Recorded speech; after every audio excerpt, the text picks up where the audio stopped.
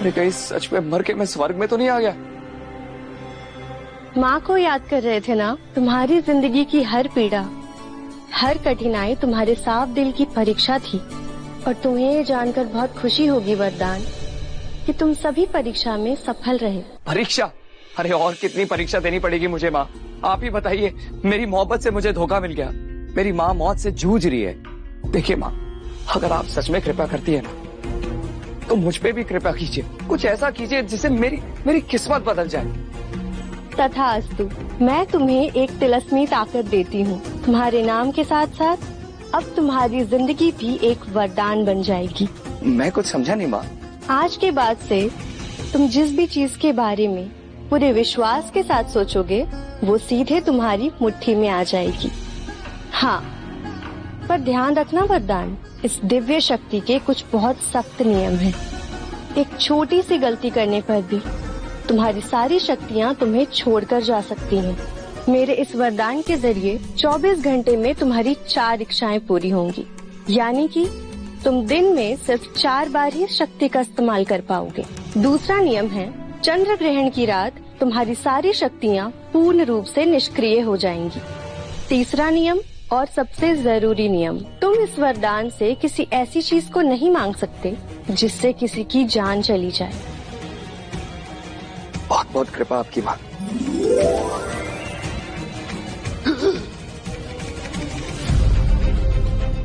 ये सब क्या था? क्या मुझे सच में वरदान मिल गया या कोई सपना देख रहा था? क्या सच में अब मैं जो मांगूंगा मेरी मुट्ठी में आ जाएगा?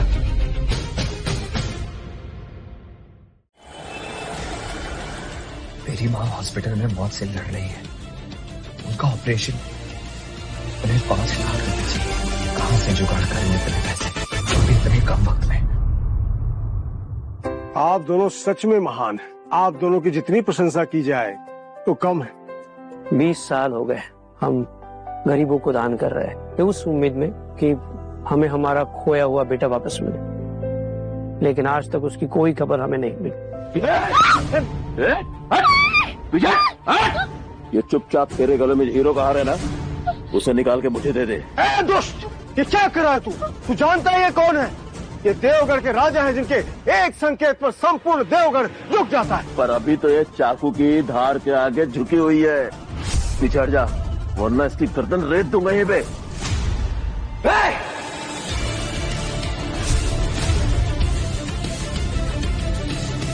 पीछे हट जा वरना अच्छा नहीं होगा। चुप, बोल करूंगा। नहीं नहीं, तुम्हें जो चाहिए वो दूंगा, छोड़ो इसे। मुझे एक हथियार चाहिए। सपने में माता सरस्वती ने कहा था जो सोचेगा वो मुट्ठी में आ जाएगा। एक गन। मुझे अपने हाथ में एक असली गन चाहिए।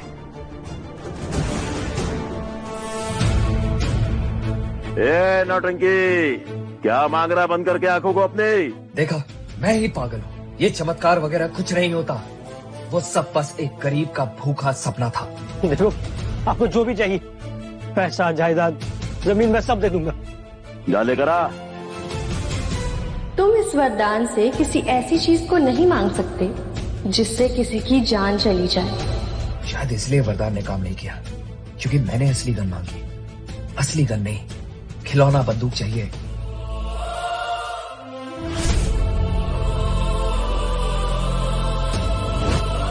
एक नकली गन जो बिल्कुल असली जैसी दिखे।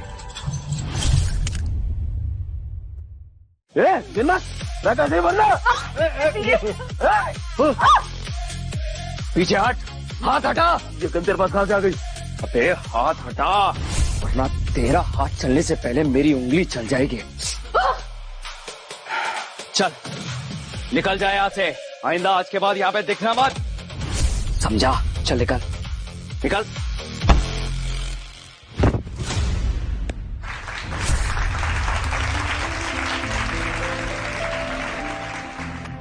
अब ठीक तो है? बेटा, तुमने मेरी जान बचा ली। तुम एक फरिश्ते की तरह बनकर आए हो। ये कैसा एहसास है? इनके छूते ही मेरे दिल को इतना सुकून क्यों मिल रहा है? ऐसा लग रहा है जैसे मेरी अपनी माँ ने मुझे छू लिया।